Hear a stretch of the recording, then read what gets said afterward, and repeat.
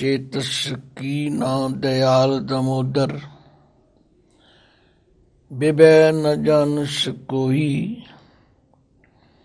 जेता में ब्रह्मंड खंड को, करता करे सो होई।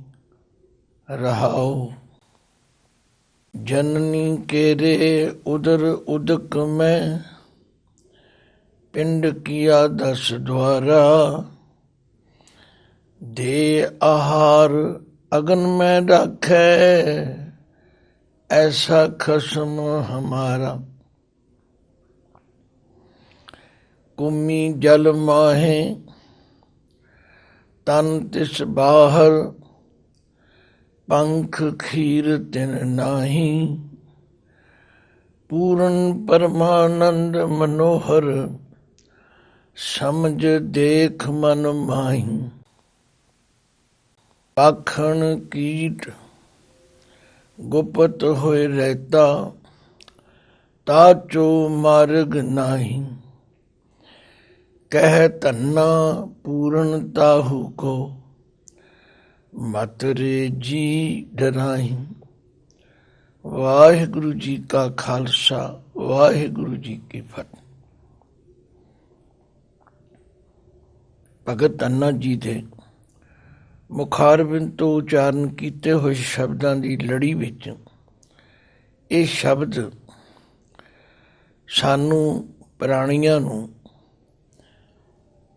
ਉਸ ਪਰਮ ਪਿਤਾ ਪਰਮਾਤਮਾ ਦੀ ਸ਼ਕਤੀ ਤੋਂ ਜਾਣੂ ਕਰਾਉਂਦਾ, ਉਹਦੇ ਪ੍ਰਬੰਧ ਤੋਂ ਜਾਣੂ ਕਰਾਉਂਦਾ। ਕਿਉਂਕਿ ਬਾਣੀ ਗੁਰੂ ਜੀ ਬਾਰ-ਬਾਰ ਕਹਿੰਦੇ ਨੇ, ਕਾਹੇ ਮਨ ਤੂੰ ਡੋਲਤਾ, ਹਰ ਮਨੁਸ਼ਾ ਪੂਰਨ ਹਾਰ। ਹੈ ਮਨਾ ਤੂੰ ਕਿਉਂ ਡੋਲਦਾ? ਉਹ ਵਾਹਿਗੁਰੂ ਤੇਰੀਆਂ ਸਭ ਲੋੜਾਂ ਪੂਰੀਆਂ ਕਰਨ ਵਿੱਚ ਸਮਰੱਥ। ਫਿਰ ਉਹਦਾ ਦਰ ਛੱਡ ਕੇ ਤੂੰ ਕਦੇ ਪੱਥਰਾਂ ਦੀ ਪੂਜਾ ਕਰਦਾ, ਕਦੇ ਮੂਰਤੀਆਂ ਅੱਗੇ ਨੱਕ ਰਗੜਦਾ, ਕਦੇ ਤੂੰ ਮਨੁੱਖਾਂ ਦੇ ਅੱਗੇ ਜਾ ਕੇ ਲਿਲਕੜੀਆਂ ਲੈਣਾ। ਜਿਉਂ-ਜਿਉਂ ਗੁਰਬਾਣੀ ਦੀ ਵਿਚਾਰ ਕਰਾਂਗੇ, ਪਹਿਲੀ ਗੱਲ ਤਾਂ ਗੁਰਬਾਣੀ ਦਾ ਪਾਠ ਸਮਝ ਕੇ ਕੀਤਾ ਜਾਏ। ਸਮਝ ਕੇ ਪਾਠ ਕਰਨ ਦੇ ਨਾਲ ਹੀ ਬਹੁਤ ਸਾਰੇ ਭੁਲੇਖੇ ਦੂਰ ਹੋ ਜਾਂਦੇ, ਕਿਉਂਕਿ ਇਹਨਾਂ ਭਰਮ ਭੁਲੇਖਿਆਂ ਨੇ ਹੀ ਸਾਨੂੰ ਭਟਕਣਾ ਵਿੱਚ ਪਾਇਆ ਹੋਇਆ। ਇਸੇ ਲਈ ਗੁਰੂ ਅਰਜਨ ਦੇਵ ਪਾਤਸ਼ਾਹ ਨੇ ਫਰਮਾਇਆ, ਜਿਉਂ ਮੰਦਰ ਕੋ ਥਾਮੈ ਥੰਮਨ, ਤਿਉਂ ਗੁਰ ਕਾ ਸ਼ਬਦ ਮਨੈ ਅਸਥੰਭਨ। ਜਿਵੇਂ ਮਕਾਨ ਦੀ ਛੱਤ ਨੂੰ ਥੰਮਲੇ ਦੀਵਾਰਾਂ ਰੋਕ ਕੇ ਰੱਖਦੀਆਂ ਨੇ, ਇਸੇ ਤਰ੍ਹਾਂ ਸਾਡੇ ਮਨ ਨੂੰ ਗੁਰੂ ਦਾ ਸ਼ਬਦ ਜਿਹੜਾ ਉਹ ਭਟਕਣ ਤੋਂ ਬਚਾਉਂਦਾ ਹੈ, ਬਸ਼ਰਤੇ ਅਸੀਂ ਬਾਣੀ ਨੂੰ ਸਮਝ ਕੇ ਪੜ੍ਹੀਏ। ਜਦੋਂ ਅਸੀਂ ਫਾਰਮੈਲਿਟੀ ਤੌਰ 'ਤੇ ਪੜ੍ਹਦੇ ਹਾਂ, ਬਸ ਜੀ ਅਸੀਂ ਬਾਣੀ ਪੜ੍ਹ ਰਹੇ, ਕੰਮ ਤੇ ਚੰਗਾ ਕੀਤਾ, ਪਰ ਜੇ ਬਾਣੀ ਨੂੰ ਸਮਝਾਂਗੇ ਨਹੀਂ, ਫਿਰ ਸਾਡੀ ਅਗਿਆਨਤਾ ਕਿਵੇਂ ਦੂਰ ਹੋਵੇਗੀ? ਰੋਜ਼ ਰਹਿਰਾਸ ਸਾਹਿਬ ਦਾ ਪਾਠ ਕਰਦੇ ਹਾਂ। ਕਾਹੇ ਰੇ ਮਨ ਚਿਤ ਮੈਂ ਉਦਮ, ਜਾਂ ਆਹਰ ਹਰ ਜਿਉ ਭਰਿਆ। ਸੈਲ ਪੱਥਰ ਮੈਂ ਜਨ ਤਿਉ ਪਾਏ, ਤਾ ਕਾ ਰਿਜ਼ਕ ਆਗੇ ਕਰ ਧਰਿਆ। ਮੇਰੇ ਮਾਧੋ ਜੀ ਸਤ ਸੰਗਤ ਮਿਲੇ ਤੋ ਤਰਿਆ। ਗੁਰ ਪ੍ਰਸਾਦ ਪਰਮ ਪਰ ਪਾਇਆ, ਸੂਕੇ ਕਾਸ ਹਰਿਆ। ਹੁਣ ਦੇਖੋ, ਇਸ ਸ਼ਬਦ ਦੀਆਂ ਪੰਗਤੀਆਂ ਸਾਡੇ ਮਨ ਨੂੰ ਡਾਵਾਂਡੋਲ ਹੋਣ ਤੋਂ ਬਚਾਉਂਦੀਆਂ। ਭਗਤ ਧੰਨਾ ਜੀ ਵੀ ਇਹੀ ਗੱਲ ਕਹਿ ਰਹੇ ਨੇ। ਰੇ ਚਿੱਤ, ਇੱਥੇ ਚਿੱਤ ਕਹੋ ਮਨ ਕਹੋ, ਗੱਲ ਇੱਕੋ ਹੀ ਹੈ। ਜਿਹੜਾ ਚਿਤਵਨੀ ਚਿਤਵਦਾ, ਜਿਹੜਾ ਮਨ ਫੁਰਨੇ ਫੋਰਦਾ, ਇਸ ਨੂੰ ਸੰਬੋਧਨ ਦੀ ਨਿਸ਼ਾਨੀ ਹੈ ਕਿ ਚਿੱਤ ਦਾ ਤੱਤਾ ਮੁਕਤਾ। ਰੇ ਚਿੱਤ चेतस की ना दयाल दमोदर। चेतस चेते क्यों नहीं करता, की ना क्यों नहीं। दयाल जो दया ਦਾ ਘਰ ਹੈ, ਜਿਸ ਨੂੰ ਦਮੋਦਰ ਵੀ ਕਿਹਾ ਜਾਂਦਾ। ਇਹ ਪਰਮਾਤਮਾ ਦੇ ਸਿਫਾਤੀ ਨਾਮ ਨੇ। ਭਗਤ ਅੰਨਾ ਜੀ ਆਪਣੇ ਚਿੱਤ ਨੂੰ, ਆਪਣੇ ਮਨ ਨੂੰ ਸਮਝਾਉਂਦੇ ਨੇ। ਰੇ ਚਿੱਤ ਚੇਤਸ ਕੀ ਨਾ ਦਇਆਲ ਦਮੋਦਰ, ਬਿਬੈ ਨ ਜਾਣਸ ਕੋਈ। ਬਿਬੈ ਤੋਂ ਮਤਲਬ ਹੈ ਦੂਸਰਾ, ਹੋਰ ਕੋਈ। ਪਰਮਾਤਮਾ ਤੋਂ ਬਿਨਾ ਹੋਰ ਦੂਜਾ ਕੋਈ ਹੈ ਹੀ ਨਹੀਂ, ਜਿਹੜਾ ਤੇਰੇ ਅੰਦਰ ਦੀ ਗੱਲ ਜਾਣੇ, ਤੇਰੀਆਂ ਲੋੜਾਂ ਨੂੰ ਜਾਣੇ। ਤੇਰੀ ਮਰਜ਼ੀ ਹੈ ਤੂੰ ਭਟਕਣਾ ਦੇ ਅਧੀਨ ਹੋ ਕੇ, ਜੇ ਧਾਵੇਂ ਬ੍ਰਹਮੰਡ ਖੰਡ ਕਹੋ। ਜੇ ਭਾਵੇਂ ਤੂੰ ਧਾਵੇਂ ਦੌੜ ਭੱਜ ਕਰੇ ਸਾਰੇ ਬ੍ਰਹਮੰਡ ਵਿੱਚ, 9 ਖੰਡਾਂ ਵਿੱਚ ਵੀ ਦੌੜਿਆ ਫਿਰ। ਯਾਦ ਰੱਖ ਕਰਤਾ ਕਰੇ ਸੋ ਹੋਈ। ਜੋ ਉਸ ਵਾਹਿਗੁਰੂ ਅਕਾਲ ਪੁਰਖ ਦਾ ਹੁਕਮ ਹੈ ਹੋਣਾ ਉਹੀ। ਧੰਨ ਗੁਰੂ ਰਾਮਦਾਸ ਸੱਚੇ ਪਾਤਸ਼ਾਹ ਇਸੇ ਲਈ ਫਰਮਾਉਂਦੇ, ਕੀਤਾ ਕਰਨਾ ਸਰਬ ਰਜਾਈ, ਕਿਛ ਕੀਚੈ ਜੇ ਕਰ ਸਕੀਏ। ਆਪਣਾ ਕੀਤਾ ਕਿਛੂ ਨਾ ਹੋਵੇ, ਜਿਉ ਹਰ ਭਾਵੈ ਤਿਉ ਰੱਖੀਐ। ਮੇਰੇ ਹਰ ਜੀਓ ਸਭ ਕੋ ਤੇਰੇ ਵਸ, ਅਸਾਂ ਜ਼ੋਰ ਨਾਹੀ ਜੇ ਕਿਛ ਕਰ ਹਮ ਸਕੈ। ਜਿਉ ਭਾਵੈ ਤਿਵੈ ਬਖਸ਼, ਜਿਉ ਪਿੰਡ ਜੀਆ ਤੁਧੇ ਆਪੇ ਘਰ ਲਾਇਆ। जेहा तू हुक्म करे तेहे को कर्म कमावे, जेहा तुद धुर लिख पाया। सारी गुरबाणी पढ़ के देखो, कितने प्रमाण इस संबंधी पातशाह ने दिते ते सानू समझाए। तो इस शब्द की राहाओ की पंक्ति विच भगत अन्ना जी अपने चित्त नू, अपने मन नू संबोधन करते। रे चित चेतस की ना दयाल दमोदर, बिबै न जानस कोई। होर दूजा उस तो बिना कोई नहीं, ਜਿਹੜੀਆਂ ਤੇਰੀਆਂ ਲੋੜਾਂ ਨੂੰ, ਤੇਰੇ ਜ਼ਰੂਰਤਾਂ ਨੂੰ, ਤੇਰੇ ਫੁਰਨਿਆਂ ਨੂੰ ਪੂਰਾ ਕਰਨ ਵਾਲਾ ਪਰਮਾਤਮਾ ਤੋਂ ਬਿਨਾ ਹੋਰ ਕੋਈ। जे धावें ब्रह्मंड खंड में, जे तू सारे ब्रह्मंड का चक्कर कट, दौड़ भज करें, खंडां विच जावें। ये गल पल्ले बन लै, करता करे सो होई। जो उस करते का हुक्म है होना होई। इस दी पातशाह ने क्या हुक्म है अंदर सब को, बाहर हुक्म न कोए। नानक हुक्म जे बुझे, ਤਾਂ ਹੋਮੈ ਕਹਿ ਨ ਕੋਈ। ਸਾਰੀਆਂ ਬਿਮਾਰੀਆਂ ਦਾ ਇਲਾਜ ਇੱਕੋ ਹੀ ਹੈ ਕਿ ਇਹ ਮੰਨ ਲਈਏ ਕਿ ਉਸ ਵਾਹਿਗੁਰੂ ਦੇ ਹੁਕਮ ਤੋਂ ਬਿਨਾਂ ਕੁਝ ਨਹੀਂ ਹੋ ਸਕਦਾ। ਇਸੇ ਲਈ ਧੰਨ ਗੁਰੂ ਅਰਜਨ ਦੇਵ ਜੀ ਨੇ ਤਤੀ ਤਵੀ ਤੇ ਬੈਠ ਕੇ ਵੀ ਕਿਹਾ, ਤੇਰਾ ਕੀਆ ਮੀਠਾ ਲਾਗੈ, ਹਰ ਨਾਮ ਪਦਾਰਥ ਨਾਨਕ ਮੰਗੈ। ਆਖਿਆ ਹੋਣਾ ਤੇ ਵਾਹਿਗੁਰੂ ਤੇਰਾ ਹੁਕਮ ਹੈ। ਲਓ ਹੁਣ ਸਮਝਾਉਣ ਵਾਸਤੇ ਭਗਤ ਜੀ ਕੁਝ ਮਿਸਾਲਾਂ ਦਿੰਦੇ ਨੇ, ਔਰ ਮਿਸਾਲਾਂ ਵੀ ਉਹ ਨੇ ਜਿਹੜੀਆਂ ਮੇਰੇ ਤੁਹਾਡੇ ਹਰ ਇੱਕ ਨਾਲ ਸੰਬੰਧਿਤ ਨੇ। ਜਨਨੀ ਕੇਰੇ ਉਦਰ ਉਦਕ ਮੈਂ, ਪਿੰਡ ਕੀਆ 10 ਦੁਆਰਾ। ਜਨਨੀ ਕਹਿੰਦੇ ਨੇ ਜਨਮ ਦੇਣ ਵਾਲੀ ਮਾਤਾ ਨੂੰ।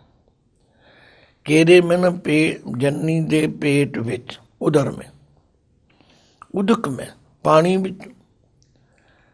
पिंड किया 10 द्वारा, ये 10 दरवाजियां वाला पिंड कहिए शरीर बना दे। ये किसकी कारीगरी? मां की रकत पिता बिंद धारा, ਮੂਰਤ ਸੂਰਤ ਕਰ ਆਪਾਰਾ। ਰੋਜ਼ ਸੁਖਮਨੀ ਸਾਹਿਬ ਚ ਪੜ੍ਹਦੇ ਹਾਂ। ਰਮਈਆ ਕੇ ਗੁਣ ਚੇਤ ਪਰਾਨੀ, ਕਵਨ ਮੂਲ ਤੇ ਕਵਨ ਦ੍ਰਿਸ਼ਟਾਨੀ। ਰੰਚਕ ਰੇਤ ਖੇਤ ਤਨ ਨਿਰਮਿਤ, ਦੁਰਲਭ ਦੇ ਸਵਾਰ ਧਰੀ। ਜਨਨੀ ਕੇਰੇ ਉਦਰ ਉਦਕ ਮੈਂ, ਪਿੰਡ ਕੀਆ 10 ਦੁਆਰਾ। ਪਿੰਡ ਕਹੀਏ ਸਰੀਰ, ਕੀਆ ਮੈਨੇ ਬਣਾਇਆ।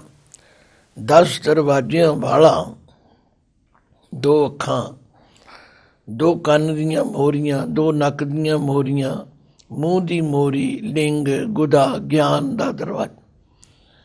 ਇਹ 10 ਦਰਵਾਜ਼ਿਆਂ ਵਾਲਾ ਸਰੀਰ ਕਿਸਨੇ ਬਣਾਇਆ? ਫਿਰ ਨਿਰਾ ਬਣਾਇਆ ਨਹੀਂ। ਦੇ ਆਹਾਰ ਅਗਨ ਮੈਂ ਰੱਖਿਆ। ਇਹ ਤਾਂ ਅਸੀਂ ਮੰਨਦੇ ਹਾਂ, ਜੇ ਖੁਰਾਕ ਮਿਲੇ ਤਾਂ ਇਹ ਜੀਵ ਜਿਉਂਦਾ ਹੈ, ਖੁਰਾਕ ਨਾ ਮਿਲੇ ਤੇ ਮਰ ਜਾਏਗਾ। ਫਿਰ ਇਹੋ ਜਿਹੀ ਜਗ੍ਹਾ ਤੇ ਇਹ ਆਹਾਰ ਭੋਜਨ ਪਹੁੰਚਾਉਣ ਦਾ ਪ੍ਰਬੰਧ ਕਿਸ ਨੇ ਕੀਤਾ? ਦੇ ਆਹਾਰ ਅਗਨ ਮੈਂ ਰੱਖਿਆ।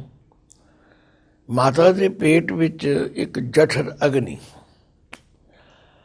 ਜਿਸ ਅਗਨੀ ਦੇ ਵਿੱਚ ਇਹ ਬੱਚਾ, ਮੈਂ ਤੇ ਤੁਸੀਂ ਤਥਾ ਹਰ ਜੀਵ ਮਾਤਾ ਦੇ ਘਰ ਵਿੱਚ, ਜਿੱਥੇ ਜਠਰ ਅਗਨ ਲਟਾਲਟ ਬਲ ਰਹੀ, ਉਸ ਅੱਗ ਤੋਂ ਬਚਾਉਣ ਵਾਲਾ ਵੀ ਕੌਣ ਹੈ? ਪਰਮਾਤਮਾ।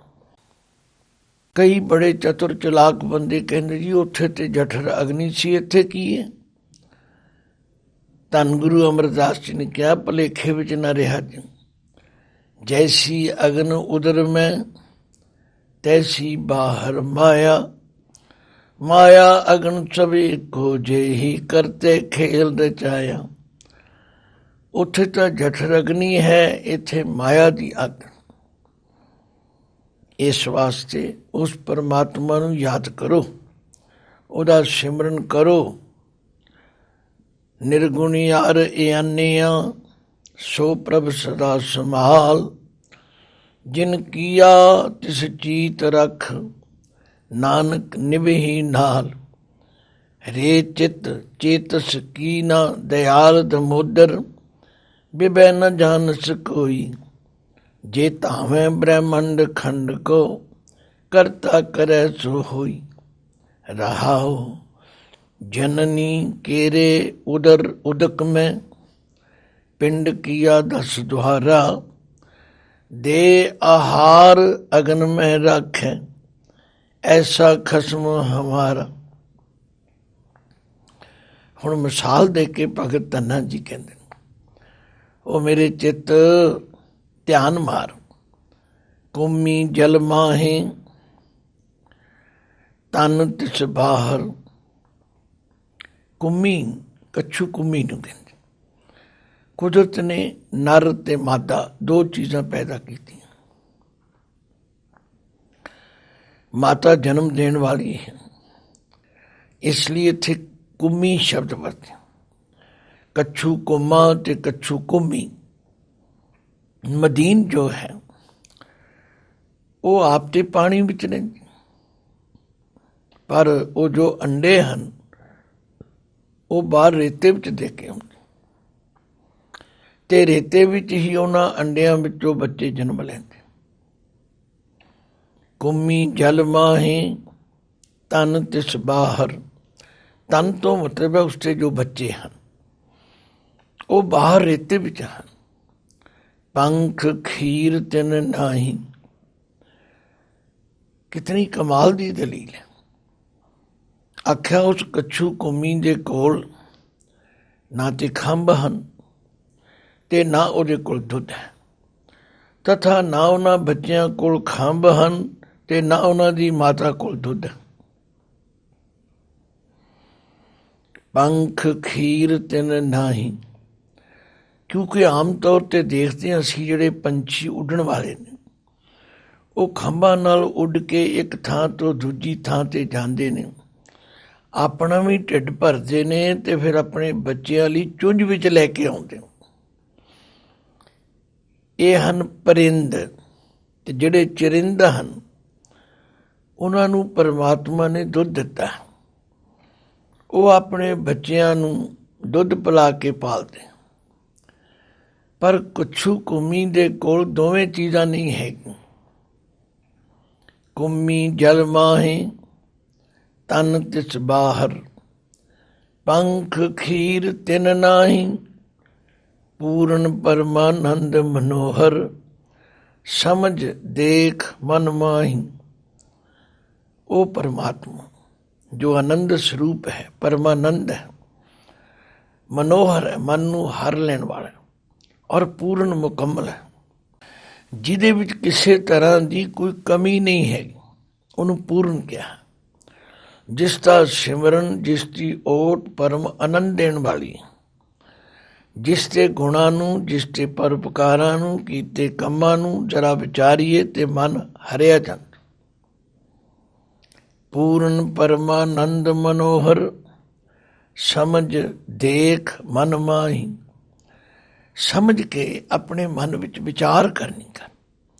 ਸਾਧ ਸੰਗਤ, ਇਸੇ ਲਈ ਗੁਰੂ ਪਾਤਸ਼ਾਹ ਬਾਰ-ਬਾਰ ਕਹਿੰਦੇ ਨੇ, ਬਾਣੀ ਬਿਰਲੋ ਵਿਚਾਰਸੀ, ਜੇ ਕੋ ਗੁਰਮੁਖ ਹੋਏ। ਇਹ ਬਾਣੀ ਮਹਾਂਪੁਰਖ ਕੀ, ਨਿਜ ਕਰ ਵਾਸਾ ਹੋਏ। ਅਸੀਂ ਪੜ੍ਹੀ ਜਾ ਰਹੇ, ਗਿਣਤੀਆਂ ਮਿਣਤੀਆਂ ਦੇ ਪਾਠ ਕਰ ਰਹੇ ਹਾਂ, ਵਿਚਾਰ ਨਹੀਂ ਕਰ ਰਹੇ। ਜਦੋਂ ਵਿਚਾਰ ਕਰਾਂਗੇ ਸਾਡੀ ਅਗਿਆਨਤਾ ਦਾ ਅੰਧੇਰਾ ਦੂਰ ਹੋ ਜਾਏਗਾ। ਫਿਰ ਸਾਨੂੰ ਇਹ ਨਿਸ਼ਚਾ ਬਣ ਜਾਏਗਾ, ਮਿਹਰਬਾਨ ਸਾਹਿਬ ਮਿਹਰਬਾਨ, ਜੀ ਸਗਲ ਕੋ ਦੇ ਧਾਨ। ਤੂੰ ਕਾਹੇ ਡੋਲੇ ਪ੍ਰਾਣੀਆਂ, ਤੁਧ ਰਾਖੇਗਾ ਸਿਰਜਨਹਾਰ। ਜਿਨ ਪੈਦਾਇਸ਼ ਤੂੰ ਕੀਆ, ਸੋਈ ਦੇ ਆਧਾਰ। ਘਟ ਘਟ ਮਾਲਕ ਦਿਲਾਂ ਕਾ ਸੱਚਾ ਪਰਵਦਗਾਰ। ਤੋ ਗੁਰਦੇਵ ਕਹਿੰਦੇ ਨੇ, ਸਮਝ ਤਾਂ ਆਵੇਗੀ ਜੇ ਵਿਚਾਰ ਕਰਾਂਗੇ। ਭਗਤ ਧੰਨਾ ਜੀ ਕਹਿ ਰਹੇ ਨੇ, ਇਸ ਪ੍ਰਮਾਣ ਤੋਂ ਸਾਨੂੰ ਸਿੱਖਿਆ ਮਿਲਦੀ। ਕੁੰਮੀ ਜਲ ਮਾਹੇ ਤਨ ਤਿਸ ਬਾਹਰ, ਪੰਖ ਖੀਰ ਤਿਨ ਨਾਹੀ। ਪੂਰਨ ਪਰਮਾਨੰਦ ਮਨੋਹਰ, ਸਮਝ ਦੇਖ ਮਨ ਮਾਹੀ। ਲਓ ਇੱਕ ਹੋਰ ਮਿਸਾਲ ਦਿੰਦੇ, ਪਾਖਣ ਕੀਟ ਗੁਪਤ ਹੋਏ ਰਹਿਤਾ, ਤਾ ਚੋ ਮਾਰਗ ਨਾਹੀ। ਪਾਖਣ ਕਹਿੰਦੇ ਨੇ ਪੱਥਰ। ਪਾਖਣ ਦੇ ਨਾਣੇ ਨੂੰ ਸਿਆਰੀ ਹੈ, ਪੱਥਰ ਦੇ ਵਿੱਚ ਕੀਟ ਕੀੜਾ ਗੁਪਤ ਹੋਏ ਰਹਿਤਾ, ਨਜ਼ਰ ਵੀ ਨਹੀਂ ਆਉਂਦਾ, ਉਹਨੂੰ ਰਸਤਾ ਵੀ ਕੋਈ ਨਹੀਂ। ਆਖਰ ਉਹਦੀ ਉੱਥੇ ਰੋਜ਼ੀ ਕੌਣ ਪਹੁੰਚਾਉਂਦਾ? ਕਿਸ ਨੇ ਪ੍ਰਬੰਧ ਕੀਤਾ? ਪੜ੍ਹਦੇ ਰੋਜ਼ ਸ਼ੈਲ ਪੱਥਰ ਮੈਂ ਜਨ ਤਿਉ ਪਾਏ, ਤਾ ਕਾ ਰਿਜ਼ਕ ਆਗੇ ਕਰ ਧਰਿਆ। ਪਹਾੜਾਂ ਵਿੱਚ ਜਿਹੜੇ ਪੱਥਰ ਨੇ, ਉਹਨਾਂ ਪੱਥਰਾਂ ਵਿੱਚ ਜਿਹੜੇ ਕੀੜੇ ਨੇ, ਉੱਥੇ ਵੀ ਪਰਮਾਤਮਾ ਨੇ ਉਹਨਾਂ ਦਾ ਰਿਜ਼ਕ, ਉਹਨਾਂ ਦੀ ਰੋਜ਼ੀ ਪਹਿਲਾਂ ਪ੍ਰਬੰਧ ਕੀਤਾ। ਗੁਰਬਾਣੀ ਗੁਰੂ ਜੀ ਤਾਂ ਇੱਥੇ ਤੱਕ ਨਿਸ਼ਚਾ ਦਿਵਾਉਂਦੇ ਹਨ, ਪਹਿਲੋਂ ਦੇ ਤੈ ਰਿਜ਼ਕ ਸੰਭਾਹਾ, ਪਿੱਛੋਂ ਦੇ ਤੈ ਜਨ ਤੁਪਾਹ। ਹੇ ਪਰਮਾਤਮਾ, ਪਹਿਲਾਂ ਤੂੰ ਜੀਵਾਂ ਦਾ ਰਿਜ਼ਕ ਦਿੱਤਾ, ਪਿੱਛੋਂ ਤੂੰ ਜੀਵਾਂ ਨੂੰ ਜਨਮ ਦਿੱਤਾ।